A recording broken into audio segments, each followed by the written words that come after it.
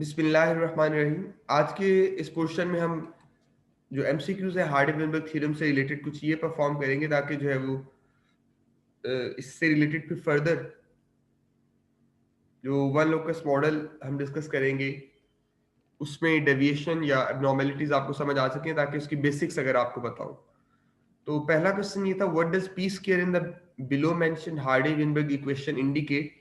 तो याद रखिएगा ये जो P है, just P, it's dominant Aleel, Q recessive Aleel, P square homozygous dominant, 2PQ heterozygous और Q स्क्वायर होमोजाइगस रिसेसिव को शो करता है। यानी ये जो है ये जीनोटाइप या इंडिविजुअल्स के हवाले से जब हम बात कर रहे होते हैं उस वक्त नोटेशंस होती हैं, और P और Q की जब नोटेशंस होती हैं ये इंडिविजुअल जीन एक अलग से जीन के लिए या अलील के लिए होती है। सो गिवन ऑप्शंस में से हमारे पास बेटर आंसर होगा Charlie, that individuals that are homozygous dominant वो पी स्क्वायर को इंडिकेट करेगा, जबकि बाकी जो नोटेशंस हैं वो मैंने शेयर किया आप लोगों के साथ। Number 2, assuming Hardy-Weinberg equilibrium, 21% of the population is homozygous, dominant 50% is heterozygous and 29% is recessive। कल भी डिस्कशन हुई थी इसके हवाले से, what percentage of the next generation is predicted to be homozygous recessive। तो हमने कहा था अगर हार्डी-विनबर्ग इक्विलिब्रियम को हम एज्यूम करें तो जो फ्रीक्वेंसीज एक जनरेशन में होती हैं वही फ्रीक्वेंसीज नेक्स्ट जनरेशन में भी रहेंगी। सो इसमें कैलकुलेशन के बगैर भी हम बता सकते हैं कि अगर होमोजाइगस रिसेसिव की बात हो रही है तो 29% एक जनरेशन में है, नेक्स्ट जनरेशन में भी 29% ही रहेगा। So right option over here will be delta.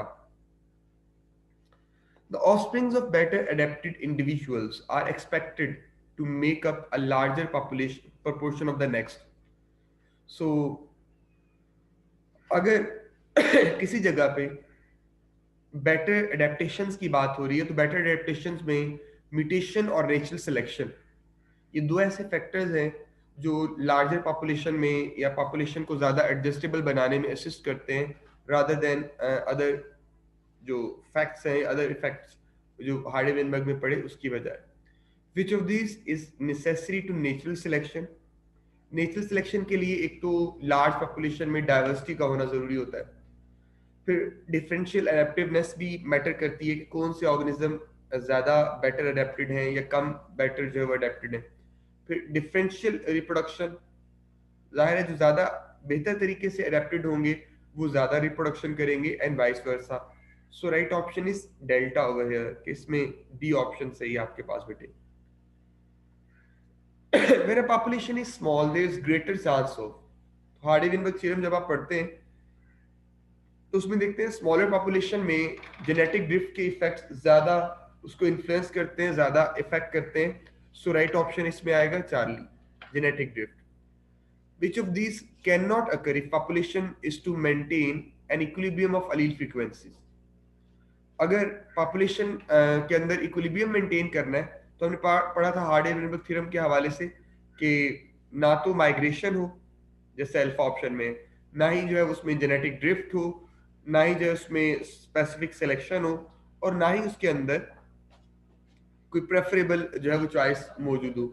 So right option इस केस में भी होगा लास्ट, ऑल ऑफ दीज, के सारे फैक्टर्स को मेंटेन करना जरूरी है। Which of these equation applies to which of the following applies to Hardy-Weinberg expression? तो आप देखिए कि आइदर पी स्क्वायर या क्यू स्क्वायर इसमें से कुछ भी मालूम हो तो बाकी हम फ्रीक्वेंसीज निकाल सकते हैं, अल्फा भी सही है। ये मेंडेलियन ट्रेट्स जो वन पेयर से कंट्रोल हो रहे हैं नॉर्मली उसके लिए ये इक्वेशन अप्लाई होती है। 2pq का मतलब हेट्रोजाइगस है and it can be used to determine the genotype as well as allele frequencies of the previous and next generation। So all of these are correct, so right option इसमें आएगी last E। Number 8, if q square is 0.36, what percentage of population has the recessive phenotype assuming Hardy-Weinberg equilibrium। तो आपको पता है अगर q square 0.36 है और आपने रिसेसिव फिनोटाइप फाइंड आउट करनी है तो ये रिसेसिव फिनोटाइप के हवाले से बात हो रही है। 1 में से 0.36 या 100 में से ले सकते हैं 36%। सो यहाँ पे राइट ऑप्शन हमारे पास है, सॉरी इसमें आप पहले निकालेंगे क्यू की वैल्यू। क्यू स्क्वायर अगर 36.36 है तो क्यू की वैल्यू लेने के लिए हमने इसका अंडर रूट लेना है। अगर हम इसका अंडर रूट ले रहे हैं तो पहले क्यू की वैल्यू आएगी हमारे पास 0.6। क्यू की वैल्यू 0.6 आएगी और रिसेसिव फिनोटाइप ये 36% है। और इन्होंने पूछा क्या है जी, if Q square is what percent population is recessive phenotype, यहाँ पे 36% ही बनेगा। अगर डोमिनेंट फिनोटाइप की बात हो तो फिर P हम निकालेंगे 1 माइनस क्यू के थ्रू और उसका आंसर आएगा 0.4। डोमिनेंट फिनोटाइप पूछी गई हो तो 16%, रिसेसिव पूछी गई हो तो 36 और बाकी होंगे हेट्रोजाइगो। सो यहाँ पे राइट ऑप्शन बनेगी 36%। जो 16 मार्क है आंसर की ये रॉन्गली मार्क्ड है। अभी आंसर आपने प्रेफर करना है अल्फा ही 36%, क्योंकि ऑलरेडी गिवन है हमारे पास। In a population of snails, 10 had no antennae, 180 were heterozygous, and 810 were homozygous. What is the frequency of small a allele? अब टोटल देखिए आपके पास 810, 180 और 10 यानी 190, टोटल 1000 इंडिविजुअल्स हैं। 1000 इंडिविजुअल्स हैं तो इनके अंदर अलील्स कितनी आएंगी भाई? अलील्स होंगी इनके अंदर 2000। सो आउट ऑफ 2000 अलील्स हमारे पास फाइंड आउट हमने करना है ए अलील को। तो पहले देख लीजिए रिसेसिव एलील्स कितनी बनेगी। 180 इंटू 2, 180 को 2 से मल्टीप्लाई करें तो क्या बनता है भाई हमारे पास 260। ये भी स्मॉल ए के लिए एलील है। स्मॉल ए टोटल एलील जो है वो हमारे पास है 2000। इसमें से स्मॉल ए की फ्रीक्वेंसी देखना चाह रहे हैं। 180 इंटू 2 ये हमारे पास बन जाएगा, सॉरी 10 है नो इंटीरियर, सिर्फ 10 है रिसेसिव वाली। तो रिसेसिव वाली सिर्फ 10 है, 10 को 2 से मल्टीप्लाई करेंगे तो स्मॉल ए की वैल्यू आ जाएगी 20। 2 से इसलिए मल्टीप्लाई किया कि हर एक स्नेल के पास दो दो एलील्स होंगी ना। और 20 ये 180 वर हेट्रोजाइगस। हेट्रोजाइगस में कैपिटल ए भी 180 होते हैं और स्मॉल ए भी। सो 180 ये हो गए। Out of total 2000 allele only 200 alleles they are recessive, बाकी 1800 जो है वो डोमिनेंट है। तो 200 आउट ऑफ 2000 ये कितने परसेंट बनता है? 10%। ये इसको आप ले सकते हैं 0.10। सो इस केस में हमारे पास राइट ऑप्शन बनेगी अल्फा। इसके अलावा नंबर 10 पे आ जाए कि एक पॉपुलेशन उसमें 500 बेबीज में से सिर्फ एक इफेक्टेड है रिसेसिव कंडीशन से। तो इसका मतलब है ये बहुत लो फ्रीक्वेंसी बन रही होगी रिसेसिव एलील की। The frequency of dominant allele is, अगर एक बेबी है तो उसके पास दो रिसेसिव एलील होंगे। 2 आउट ऑफ 500 बेबीज का मतलब है कि हर एक बेबी के पास अगर इसकी दो दो एलील्स हैं तो टोटल 1000 एलील्स हैं। 2 आउट ऑफ 1000, वो जो राउंड अबाउट आंसर आएगा आपके पास करीब करीब वो होगा रिसेसिव एलील का बहुत थोड़ा। तो डोमिनेंट एलील की फ्रीक्वेंसी पूछी है इन्होंने। डोमिनेंट एलील की फ्रीक्वेंसी फिर रिमेनिंग हाईएस्ट होनी चाहिए, क्योंकि रिसेसिव एलील की फ्रीक्वेंसी इस केस में बहुत लो है। अब 360 out of 1000 individuals in a population they have a genotype of capital A capital A। 480 जो है वो हेट्रोजाइगस है और रेस्ट जो है वो होमोजाइगस रिसेसिव।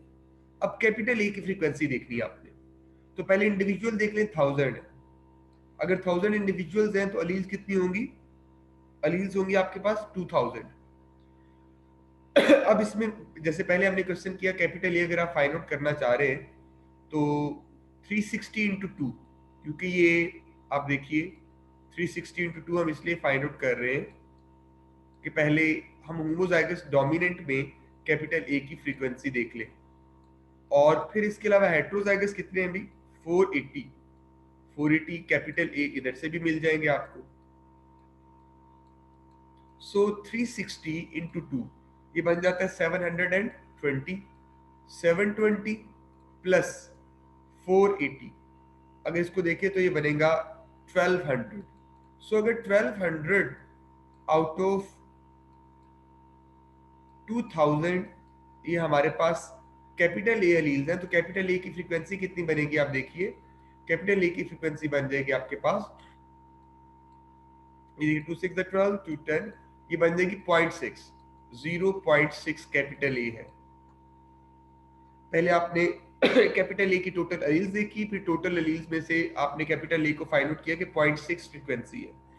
और अगर इसमें देखा जाए तो फ्रीक्वेंसी सिर्फ पूछी गई है पॉइंट, कैपिटल ए की रिसेसिव की होगी 0.4। अभी राइट ऑप्शन बन रहा है हमारे पास beta, so 0.6 is the right option. A human population has higher than usual percentage of individual with genetic disorder. The most likely explanation is, अगर जेनेटिक डिसऑर्डर किसी जगह पे ज्यादा है तो वहां पे इसका मतलब है non random meeting, selective marriages जो हो रही है, इस वजह से कोई रिसेसिव डिसऑर्डर, रिसेसिव एलील बढ़ रही है। फिर ये भी एक कैलकुलेशन हमारे पास कि एक पॉपुलेशन को कंसीडर कीजिए जिसमें रिसेसिव एलील की फ्रीक्वेंसी है 0.81, यानी स्मॉल a 0.81 है, और दूसरी जो है वो Q की फ्रीक्वेंसी जो गिवन है हमारे पास, या P की फ्रीक्वेंसी वो 0.19 है। आपने फाइंड आउट क्या करना है, हेट्रोजाइगोस 2PQ, 2 इंटू 8 इंटू 0.1। तो ये जब इसको मल्टीप्लाई करेंगे आप 2 इंटू 8 2PQ को मल्टीप्लाई करेंगे तो ये राउंड अबाउट बन जाएगी 31 के करीब फिगर, 31%। सो राइट ऑप्शन इसमें बनेगा चार्ली।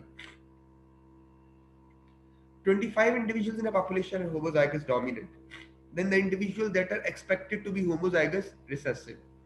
अगर 25 individuals p square है, ये individuals की बात है, so p square की वैल्यू आपके पास है 25 individuals।